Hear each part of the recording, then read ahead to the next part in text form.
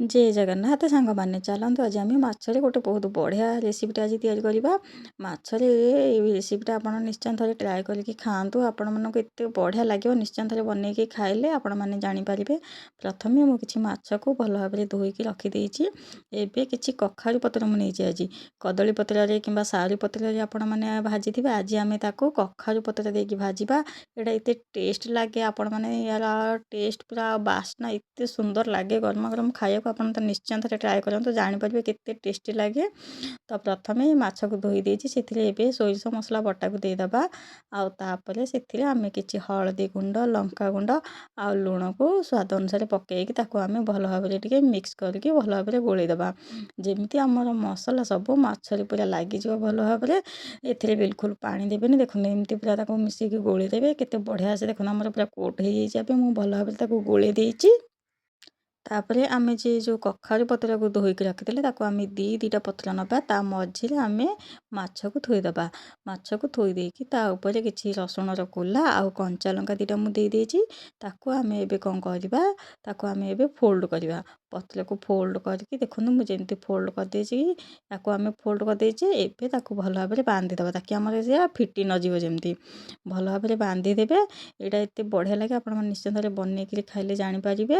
ଆଉ କଖାରୁ ପତ୍ରରେ କେବେ ବନେଇଛନ୍ତି କି ନାହିଁ ନିଶ୍ଚୟ କମେଣ୍ଟ ମାଧ୍ୟମରେ ବି ଜଣେଇବେ କେମିତି ଲାଗୁଛି। କଖାରୁ ପତ୍ରରେ ଥରେ ବନେଇକିରି ଖାଆନ୍ତୁ, ବହୁତ ବଢ଼ିଆ ଲାଗିବ ଏଇଟା। ତାପରେ ତାକୁ ଭଲ ଭାବରେ ବାନ୍ଧିକି ଦେଖନ୍ତୁ ମୁଁ ଏବେ କ'ଣ କରିଛି ନା, ତାକୁ ଏବେ ଗଣ୍ଠି ଦେଇଦେଇଛି। ଗଣ୍ଠି ଦେଇଛି ତାକି ଆମର ଆଉ ସେ ଫିଟିବନି। ତାକୁ ଏବେ ଆଉ ଯେଉଁ ମାଛ ତକ ଅଛି ତାକୁ ବି ଆମେ ଏବେ ଭଲ ଭାବରେ ଏମିତି ଆଉ ବାକି ମାଛ ଗୁଡ଼ାକୁ ବି ଆମେ ସେଇ ପତ୍ର ମଝିରେ ଏମିତି ଦେଇକି ତାକୁ ଭଲ ଭାବରେ ଦେଖନ୍ତୁ ମାନେ ସୂତା ଦେଇକି ତାକୁ ଭଲ ଭାବରେ ବାନ୍ଧିଦେବା। କେତେ ବଢ଼ିଆ ସେ ଦେଖନ୍ତୁ ମୁଁ ସବୁଯାକ ବାନ୍ଧି ଦେଇଛି। ଏବେ ଆମର ହେଇଯାଇଛି। ତେବେ ଏବେ ମୁଁ କ'ଣ କରିଛି ନା, ଗୋଟେ ପ୍ୟାନ୍କୁ ଗରମ କରିନେଇଛି।